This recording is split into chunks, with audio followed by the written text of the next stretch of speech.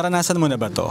Yung wala na kayo ng boyfriend mo o kaya ng girlfriend mo, then nakita mo siyang may kasamang iba, then biglang sumiklab yung selos sa kalooban mo.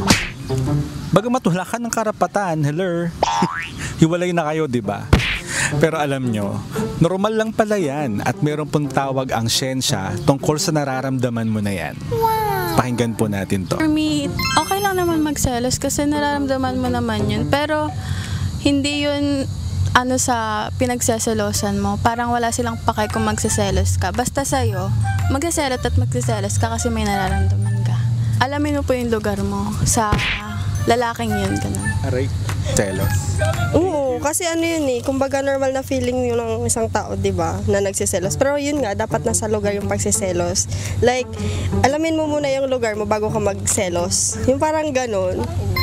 Ang tawag dyan, retroactive jealousy. Selos sa past ng ex mo o dun sa bagong pinapaligaya niya ngayon kahit wala ka na. Ayon sa psychology, ina-activate ng selos na to ang emotional pain centers ng utak. Kaya, ramdam mong masakit kahit wala na kayong label. Retroactive jealousy triggers the brain's anterior cingulate cortex, the same area activated by physical pain and social rejection. Ang utak mo, hindi pa rin matanggap na hindi na ikaw.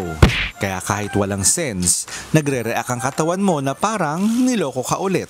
Ang tip, bitawan mo na ang mga trigger. I-unfollow, i-mute, huwag ka nang mag-stalk. Mas mabilis makaka-recover ang utak mo. Selos na walang karapatan? Let it go. Deserve mo ng peace. Sana may natutuhan kayo at laging tatandaan, mapalad po ang tao na nakakasumpong ng karunungan at ang tao na nagtatamo ng kaunawaan.